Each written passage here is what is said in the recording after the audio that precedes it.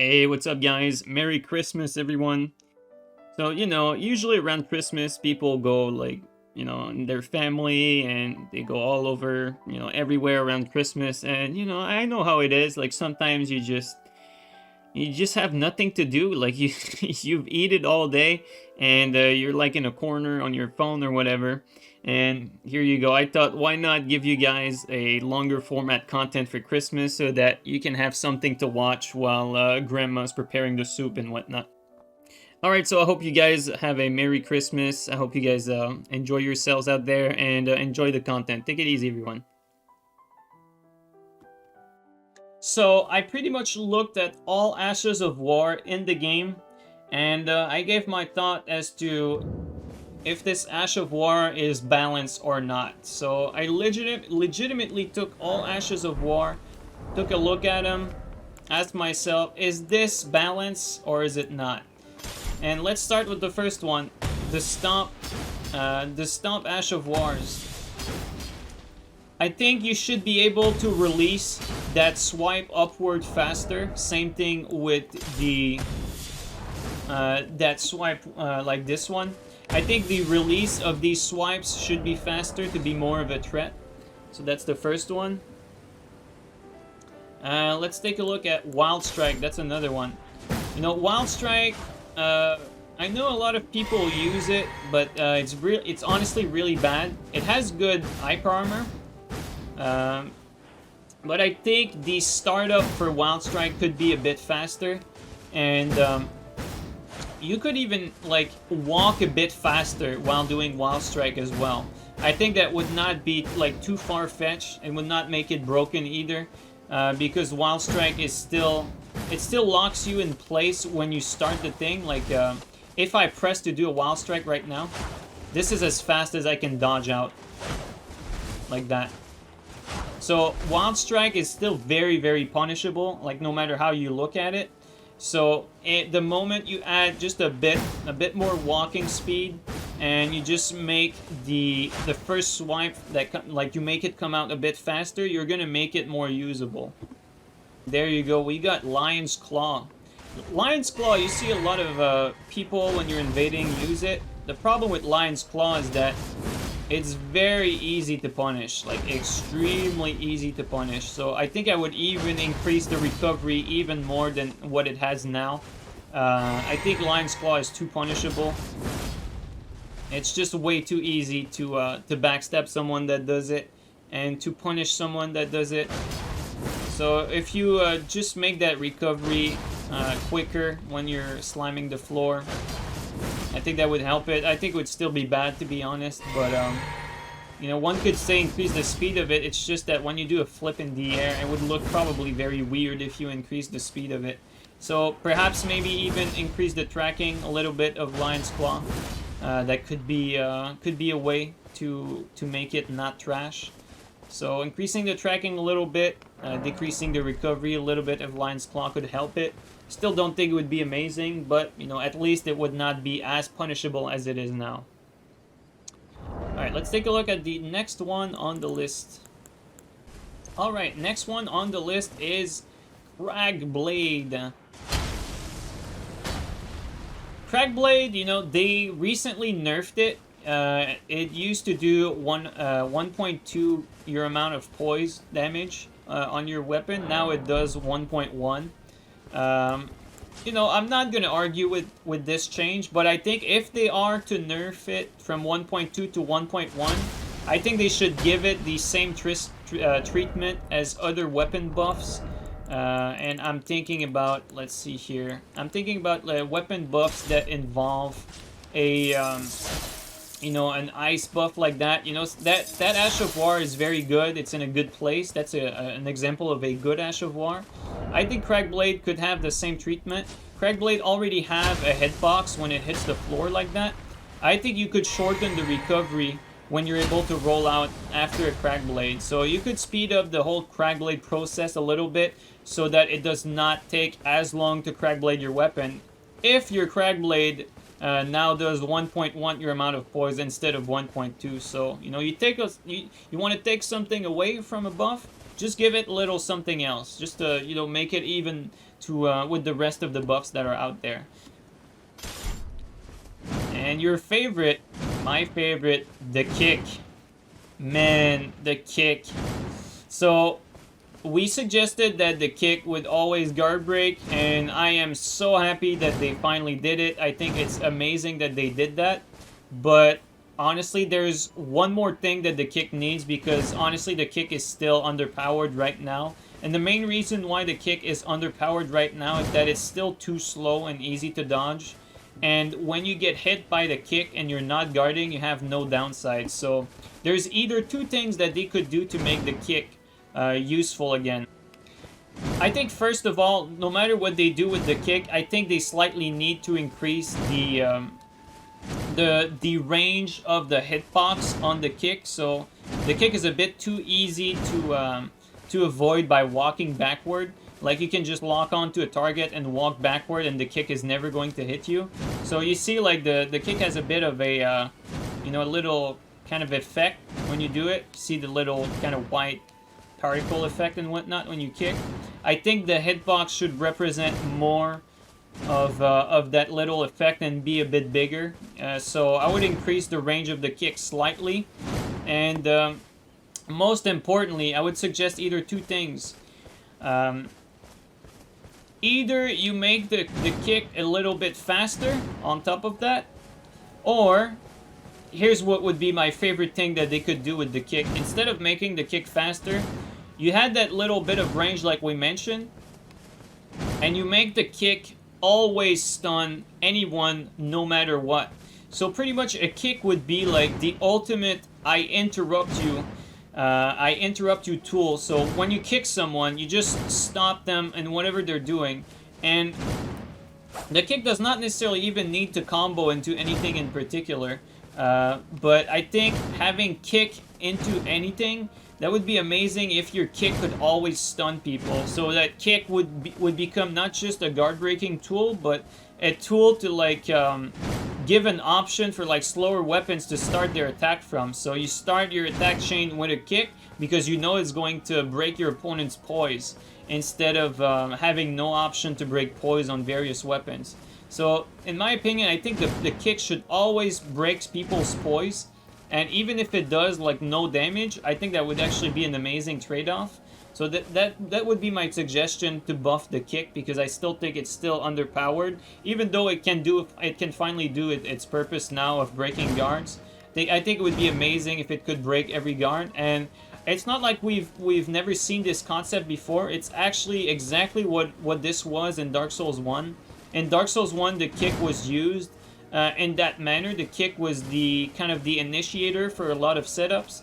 So it was the way to balance out poise, and it's one of the biggest reasons why poise in Dark Souls 1 is not as much of an issue as in Elden Ring. It's because the kick existed in Dark Souls 1, and the kick in Dark Souls 1 was always poise breaking, so no matter what you were using in Dark Souls 1, you always had the option of stunning someone by kicking them point blank.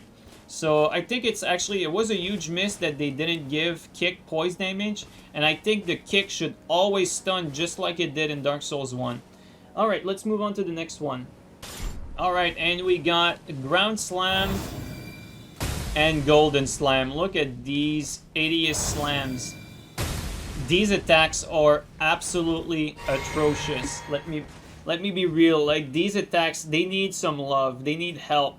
So first of all, I think that that blast, for the amount of time it takes to go in the air and do it, I think you still need a little bit more range on that area of effect attack.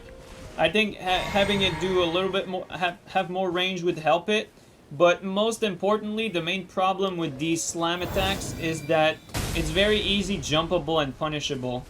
And because of that, I would decrease the recovery after you finish the slam to not get punished every single time, because right now not only can you get punished by a jump, you can also get punished by someone that rolls the attack and can punish you afterward with like a guaranteed backstab. So like, these ground attack are so bad, like they can get guaranteed punished by literally almost any sort of dodging that's involved. So So the ground slam and golden slam need some love. They need a wider area, but that doesn't take care of the main problem that these have. They also need less recovery at the end, so that they can't always get punished by someone that rolls it.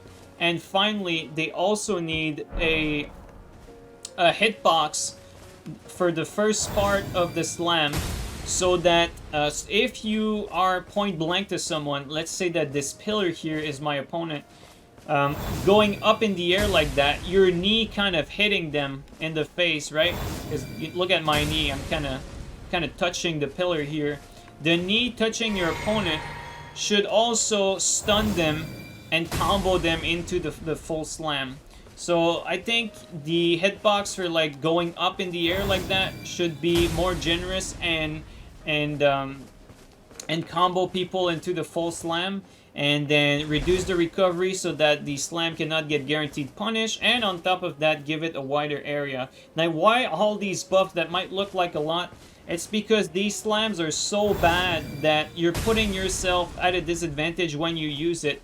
It's so bad that you're hurting yourself doing it because you're guaranteed to get punished every time you do it. So they really need like massive buffs. So ground slam and golden slam, they need a lot of love. Alright, let's move to the next one, Earthshaker. Alright, Earthshaker, boom. It looks pretty cool, let's be honest. That looks cool, but it's very bad. It's very, very bad, so... First of all, when you put your weapon on the ground like that, there's always many ways they can buff an Ash of War. Honestly, I think the speed of the whole animation, it looks fine. I think it looks pretty cool. But the problem is it's never really going to hit anyone.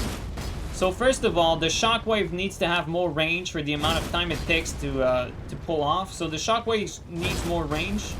And I would even go further. When you plunge your weapon in the floor like that, I think the initial hitbox of like the weapon plunging on the floor like that should always stun, should not be poisonable, and should be just a little bit bigger.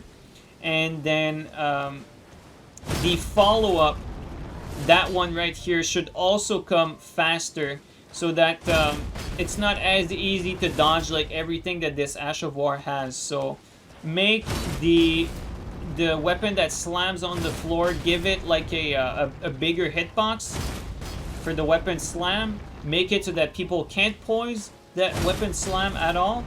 And then make the area of effect of the earth that shatters to be a bit broader, wider. And then finally, make the follow-up part come out faster.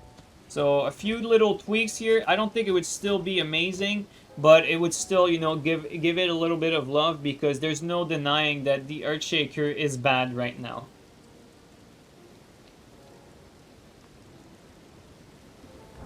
Alright, let's move to the next one, and we got Oralu.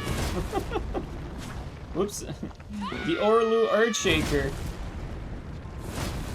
You know, it's a cool concept, cool Ash of War. The problem with Oralu is that it's also another one of these that's guaranteed punishable. So it's just too easy to punish someone that Oralu. So honestly, if I were to say something about Oralu, it should stay the same, because you can still catch people with it. The only thing I would say about it is that don't make it jumpable. I think it should have a simple, you know, can't jump that kind of flag on this attack, because it's just too easy to guarantee punish Oralu, to the point where you can never really use it on someone that's looking at you. That's how bad it is, because you're guaranteed to get hit by a heavy jumping attack, counter attack, as soon as you try to go for it. So I think the whole thing should stay the same, but simply don't make it jumpable. You should only be able to roll Oralu, not jump it, so that it can't always get guaranteed punish. That's what I would do to it. Simple fix. Alright, let's move on to the next one.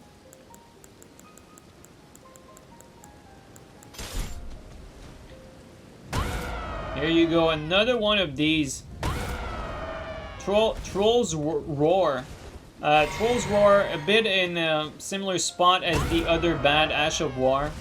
The problem with Troll's Roar is that it's not... It also is so slow for the distance that it has, or the area of effect that it has.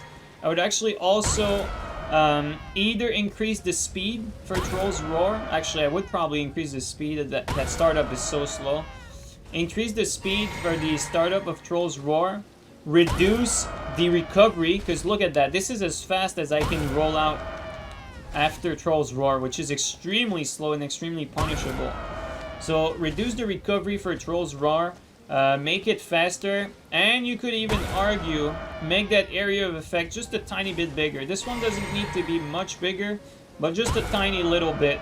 You know, we want all of this together to make it so that it can actually catch people.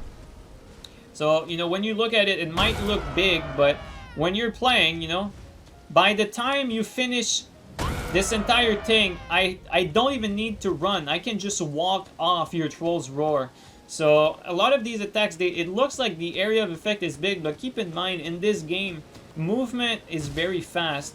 So, you know, all it takes is me, like, walking away from someone that starts a Troll's Roar, and I'm already like at a safe distance. So increasing the range of it, increasing the speed of it just a little bit as well, or increasing the range a little bit, the speed increased like a good amount, and then reducing the recovery after you finish the Troll's Roar would make it relevant. So this is what I would suggest for Troll's Roar. Let's move on to the next one. Alright, Spin Slash. Let's talk about Spin Slash, because Spin Slash is one of these that is fine on some and not fine on others. Let's explain why. Okay, so this is the issue we have with Spin Slash. Take a look at this. This is Spin Slash. Whoops. This is Spin Slash on small weapons, and this is Spin Slash on large weapons. You know, it looks fine. You know, large weapons have it slower. All right, we get it. The problem is, though, the small Spin Slash always stuns, and the big one doesn't. So, the big one, the fact that the big one doesn't stun, you know, the big one's already bad on its own. I think it should have more forward momentum. You know, the big one needs to stun. So that's one thing. It needs to be, like, at least as usable for reliability as the small one. Because right now you have no reason to use the big Spin Slash when you can just have a weapon that has the small Spin Slash. Because the small Spin Slash is faster and just better in every way. So that's what they should do about the Spin Slash. Alright, next on the list, we have Repeating Trust.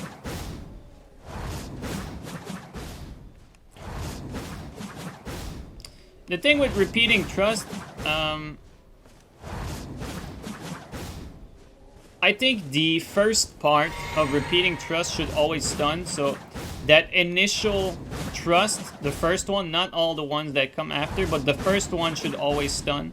Whatever follows up after can do low amount of poise damage, but to make it like worth using, you definitely need to have the first one always poise break. So I think the first part of Repeating Trust should always poise break. And the same thing is true for Blood Tax. Alright, let's go to some of my favorite that need some love. Let's go to Sword Dance and Double Slash. Alright, so here I have Sword Dance on a small weapon. Right? Look at that. This is Sword Dance on a small curved sword.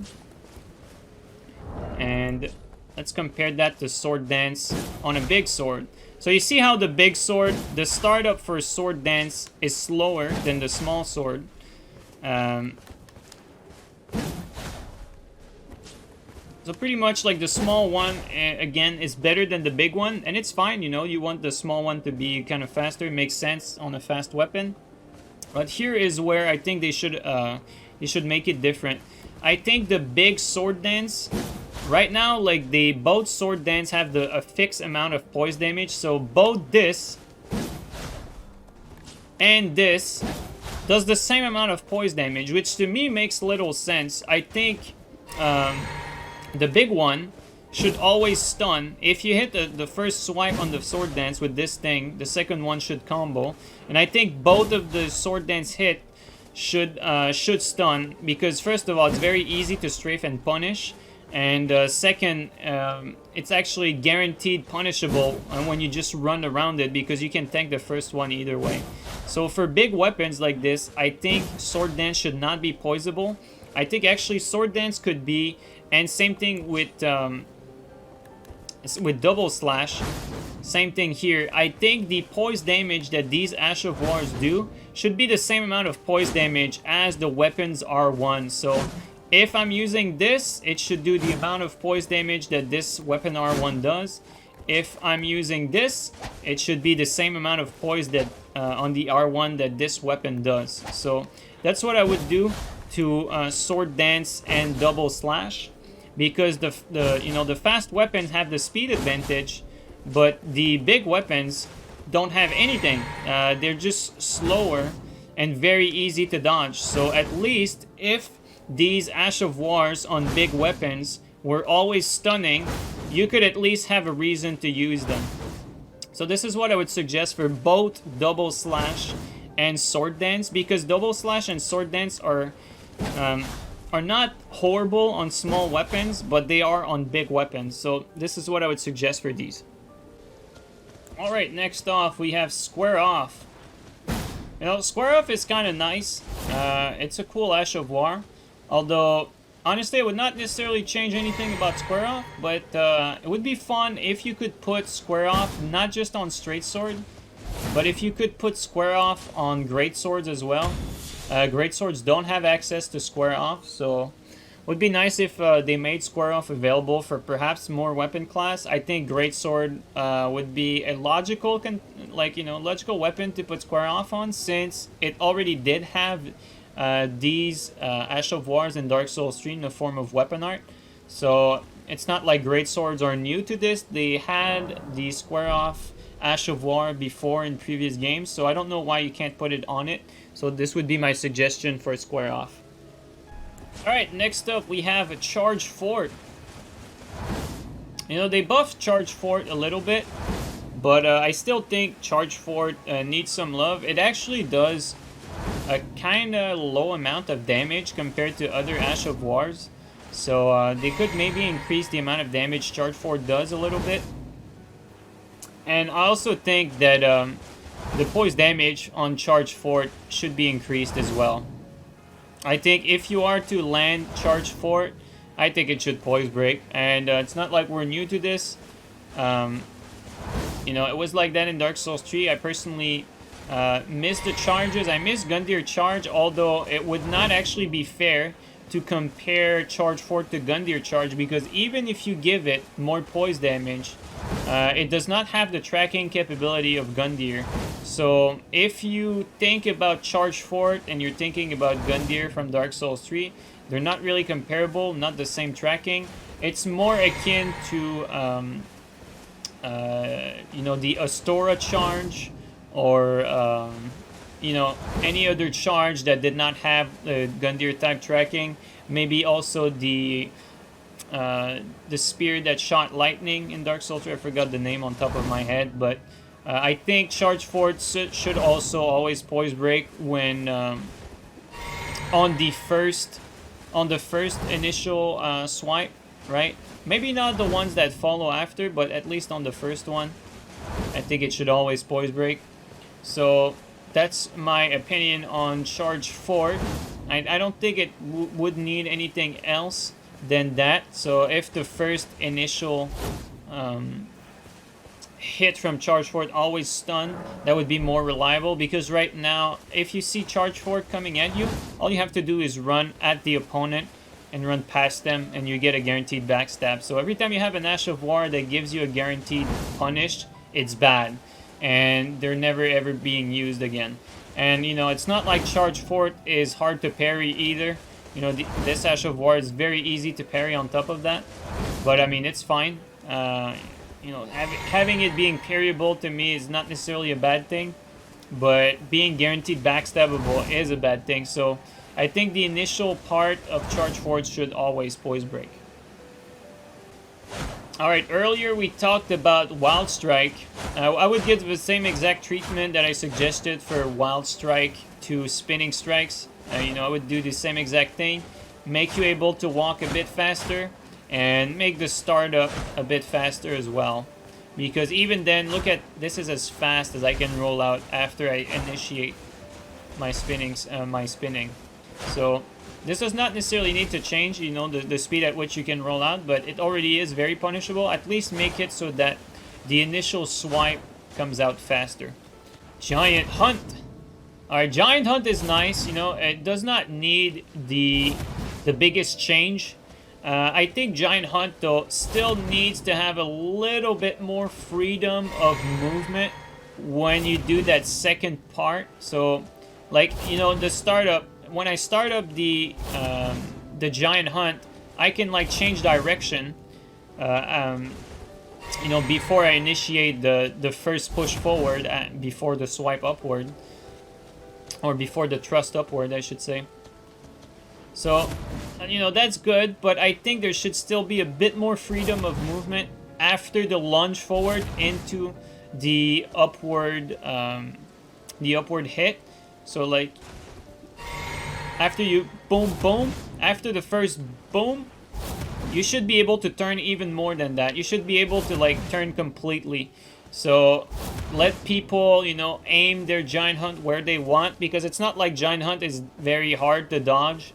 It's just that Giant Hunt is very easily punishable by just rolling in any direction that is not backward, and it's guaranteed punishable as well.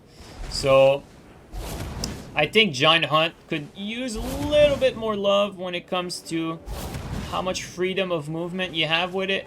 So this is what I would do to Giant Hunt. Give it a little bit more freedom of movement after the first lunge forward. Alright, next up we got Vacuum Slice. No, Vacuum Slice, not very used. There's a bunch of better versions of this Ash of War. This is just kind of like the generic one.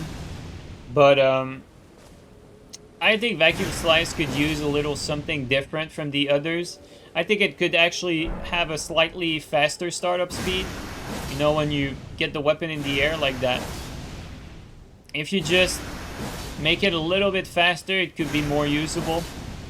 That's the only thing I have to suggest for Vacuum Slice, because it's not very good, and it's pretty generic. It's already a bunch of versions of these, so maybe make it a little bit different by increasing the startup speed a little bit. Make it more usable.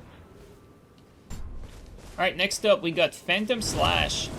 Phantom Slash kind of cool though, to be honest. So, what I would do to Phantom Slash is, you know, the Phantom does low poise damage. I think that's fine. I think it makes sense. But the weapon part, when you lunge forward yourself, not the Phantom, I think it should always poise break that particular lunge forward after the Phantom goes at it. I think that part should always poise break. That's what I would change on Phantom Slash. Other than that, I don't think it needs anything else. Alright, next up, we have Glintstone Pebble. Good old Glintstone Pebble that got nerfed to oblivion and was overpowered before. Now it's not very good. You know, it does, like, I think 30 poise damage, which is extremely low. But travels pretty far. I think a good compromise for something like Glintstone Pebble would be to just simply give it, you know, a faster startup. You know, just make it so that you can cast it a little bit faster. For the amount of poise damage it does, you know, I don't think it would make it that different from what we already have in these. It's just that, you know, these do more poise damage than Glintstone, and Glintstone is basically just kind of worse in every way than the other versions. So if you give Glintstone a bit more casting speed, I don't think I would mind it. All right, next up we have Carrion Greatsword and Carrion Grandeur. Tell me the difference between the two. They look exactly the same. They have pretty much the same animation, you know.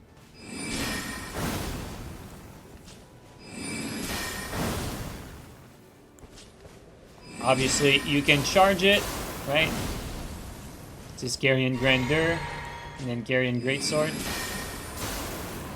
It's just that you can't charge Carrion Greatsword as much as Carrion Grandeur. But this Ash of War is not very good. It has very strong damage, but it's pretty hard to land. What I think I would do is I would actually make Carrion Greatsword, which is the lower damage one. I would make this one faster than Carrion Grandeur. So Carrion Grandeur still has that nasty damage and same type of speed, but maybe open it up to mix it up between Carrion Grandeur and Carrion Greatsword. So Carrion Greatsword is pretty much the fast one that does lower damage, and Carrion Grandeur is the slower one that does more damage. So pretty much I would only just, you know, give it a speed increase to Carrion Greatsword, especially, you know, the initial part, like the first part, to make the hit kind of be able to be released faster. Alright, since we're talking about speed, let's move to Gravitas. Man, Gravitas is ass. Gravitas is really bad. They buffed Gravitas already, but I don't think Gravitas does enough damage to start with. Like, I think it does too low damage. It's one of the few Ash of Wars that does very low damage. I think Gravitas could use a slight damage increase. And I also think that... and the hit part of Gravitas needs to be faster. I'm wondering if the first part of Gravitas, when you touch the ground, if you could make that, you know, be an attack that does low poise damage. That first part, that one, when you first see the purple shockwave on the floor, make that do low poise damage, but still have a do some damage and have a hitbox. And then the second part of the Gravitas, which is what we have now, you know, the pull, this one, the pull does, you know, max poise damage, and that one can't be tanked. But, you know, maybe make that first part do low poise damage and perhaps low damage, and then give that second part the same thing it has now. I think that would actually be a good thing for Gravitas. Alright, next up we have Flame of the Red Mane. So, I used to like Flame of the Red Mane until they just randomly decided that they wanted to nerf it in PvP, which is extremely disappointing. This Ash of War was borderline okay. You know, it was okay before, now it's bad because it can't always poise break, and a lot of people run above 100 poise, which is what this Ash of War does. So, honestly... Flame of the Red Mane needs to always poise break like it did before. It never deserved to do less than 133 poise damage in PvP. So, you know, I understand that they nerfed the poise damage in PvE. They still nerfed it too much in PvE, is my opinion as well. But I think that in PvP, Flame of the Red Mane should always poise break, no matter how much poise you got. So minimum of 133 poise damage for Flame of the Red Mane is definitely something that it needs again. Okay, next up we got Eruption. Eruption's kind of nice. I don't hate it. You know, since we asked for a lot of speed increase for a lot of these Ash of Wars, I would do something a little different for Eruption.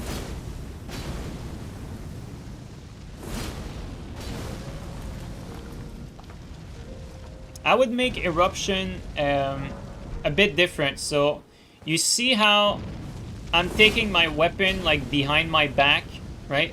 And then swiping it upward. I would give a hitbox behind me to the axe when I'm starting it up. So it would have a faster hitbox but behind my character like this.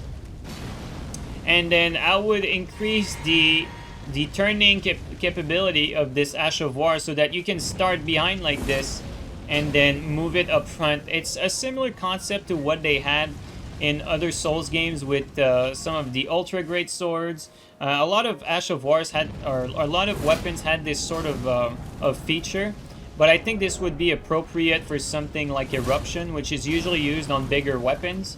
So if you give it a hitbox behind when you start the thing with the weapon in your back, and then let it like turn around completely so that you can take advantage of the whole thing. I think that would be nice for Eruption. That would make it a lot more dynamic, and it would go from a bad Ash of War to a good one.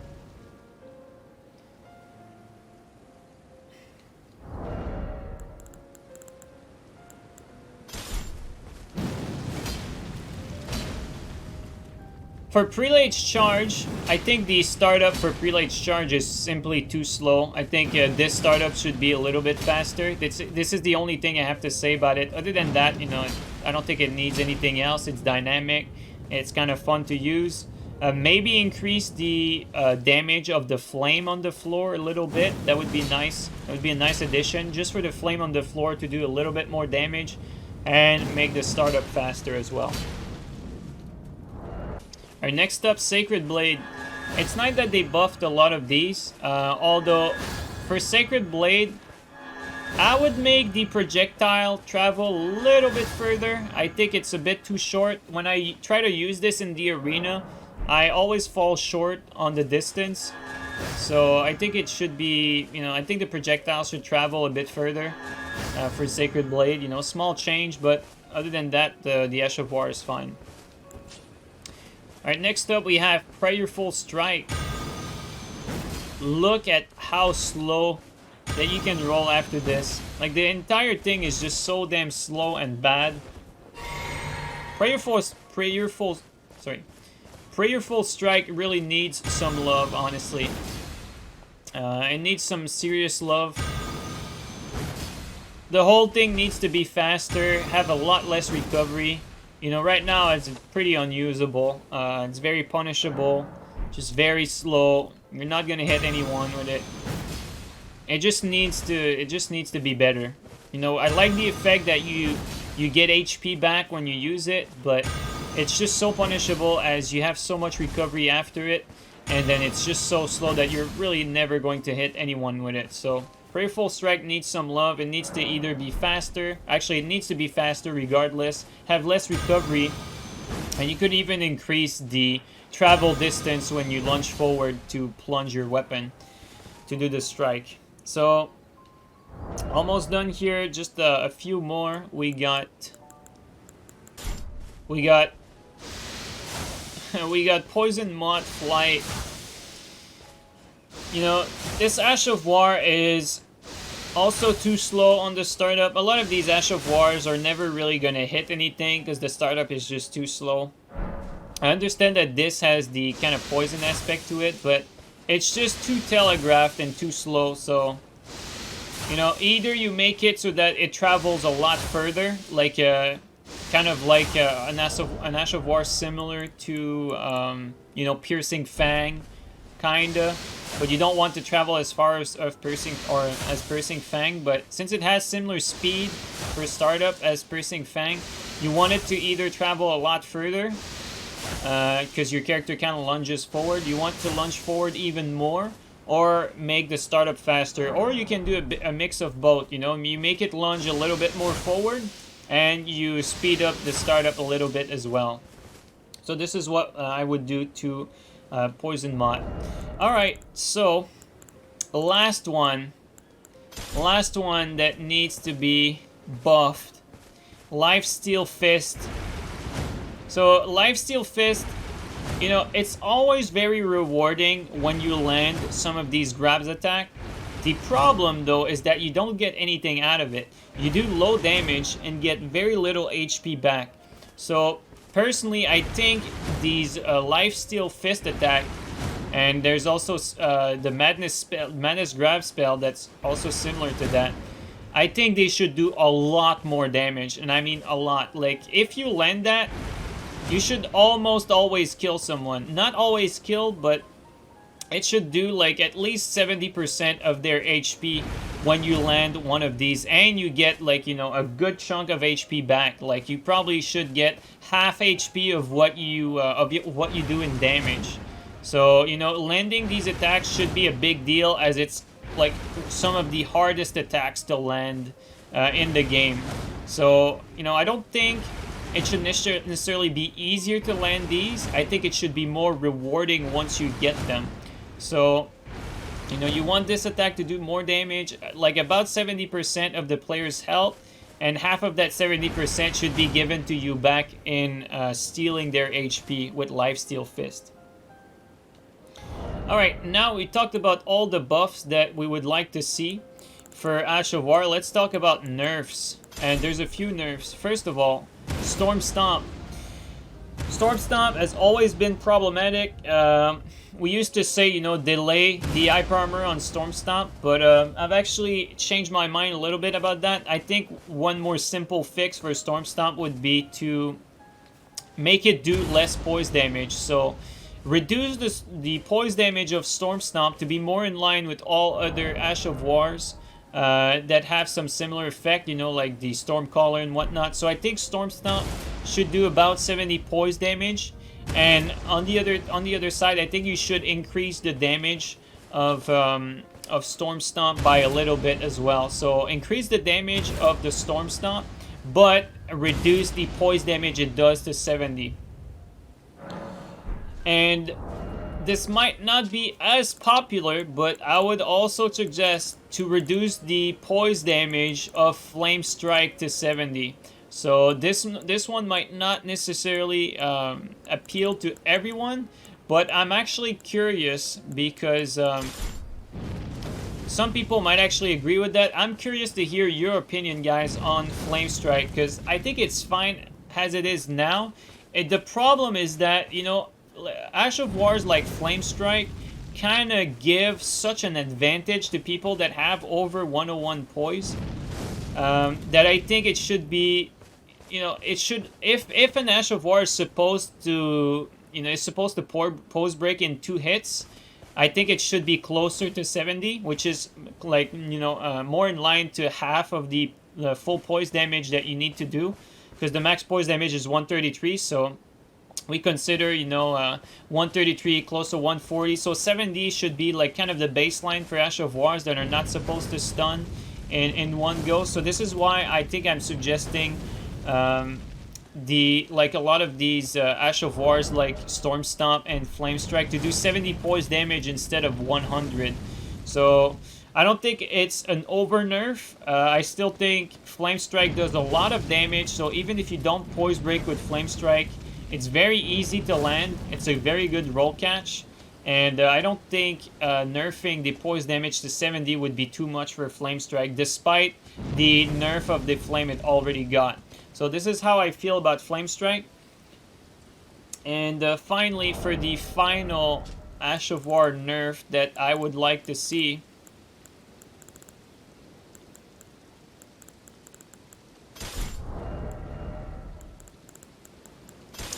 let's take a look at Determination and Royal Knight Resolve, which are a carbon copy of one another.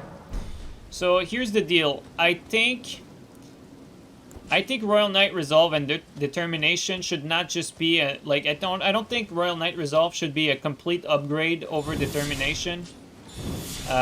First of all, I think that Determination should have its own identity, and Determination should probably be more focused on stamina damage, whereas Royal Knight Resolve should probably be more focused around damage. So, you know, this is not the first time I suggest this, but I think Determination should do more stamina damage than Royal Knight Resolve, and Royal Knight Resolve should do more damage. But on top of that, I think Royal Knight Resolve does right now 180% of your weapon's damage. Like, it's a physical boost of 180. So you do like an addition of like 80% more damage, which is kind of ridiculous. I think I would tone that down to closer to 150%. So, you know, you just do 0.5 more damage instead of like you pretty much would do like 30% less than what it has now. You know, let's keep that simple. So nerf the damage of Royal Knight Resolve by 30%. I think that's a fair thing to ask for a nerf for Royal Knight Resolve. Alright, that's going to be it for today. Everyone, take care of yourselves, be safe, and much love. Take care, everyone.